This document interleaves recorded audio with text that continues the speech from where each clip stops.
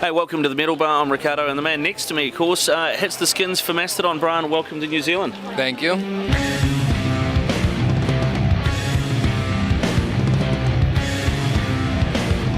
Now, last time you were here was 06 with Slayer. On you were supporting Blood Mountain. Then you guys have been real busy since then. Yeah. I don't even know what we've done, but I'm sure it's been a lot. Yeah, it feels. I'm tired just thinking about it.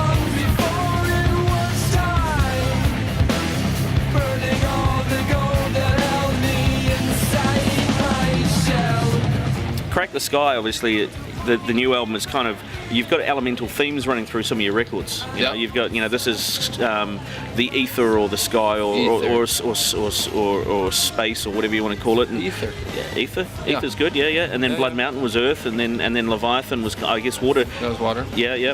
And fire was remission. Remission. So you've covered the elements. Where to next? Have you guys got a theme in mind for what the next record's going to be, or is the next record just going to be a record and it's just going to see what happens? I don't know. I mean, I kind of like, making a big grandiose story. It's kind of fun. So we got a few ideas in mind, but we're not at liberty to talk about them at this juncture. There's a lot of the idea with Crack the Skye, without going too far into, so you probably answered this question a million times, but it's about a there's a little button in the back of my head. I'll just push that. Cool. Yeah. It's about a quadriplegic boy who learns to astral travel and gets sucked into a black hole because his umbilical cord gets severed, and then he ends up in Rasputin's body, tells Rasputin he's going to get assassinated. Rasputin lets it happen, and then takes his soul and the boy's soul back to where the boy's body is, and the boy is healed. Essentially, that's the story. Yeah, very good. Where do you get your inspiration for this sort of stuff from? The astral travel stuff and all that was really kind of came from my grandmother. She would, she always had books about that kind of stuff around the house. She would read people's tarot cards, read my tarot cards, and read the I Ching or the tea leaves and all that stuff. And there was always something mystical going on over there. And she would tell me that at night she would go out traveling. Yeah.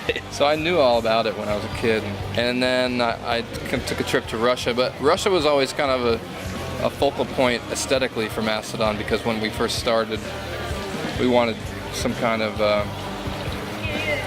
ambiguous artwork. It's kind of something that wasn't like when you looked at it, it didn't scream like this is a heavy metal band.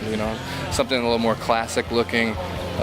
So it was kind of intriguing. When you looked at it, you wanted to figure out what was inside. So yeah, it's pretty much. I don't know. I try to read books and it's a matter of what culture we're going to pillage next, basically. Have you had any negative feedback from hardcore Mastodon fans from the early days over the new record at all? Not to my face or anything. I'm sure that they're out there. I mean, I wouldn't expect everybody to like every single note that we produced, We have to first maintain, kind of, we need to like it first, The four of us need to be excited about the music that we're playing, and not play fast, crazy, heavy stuff just because we think that there's a core group of our fans that's what they want to hear. If we don't necessarily want to do that, and then we go up and play it on stage, you're going to see that it's just not there. We're not going to be into it. We're not going to like it. I don't know what the future holds, and we did write a bunch of really fast, crazy stuff during the writing period of Crack the Skye that we have yet to really record properly, and so there will be some heavy, fast, crazy stuff coming. Yeah. And I got to ask. I saw Brann in the foyer earlier, like much earlier, and I Brann where? In the foyer here. Uh-huh. Yeah, and I said to him, he was asking if I wanted to go and make out and do stuff, And I said, I can't, man. I've got to prepare to interview you guys. And he was like, what? I don't do interviews, man. That shit's for the other guys, and just walked out. So how does he manage to pull the long straw, the short straw, whichever one it is, and manage to get out of doing all the press? He's like that husband that screws up the laundry on purpose so that the wife won't let him do the laundry anymore. He's like, I messed up the laundry again.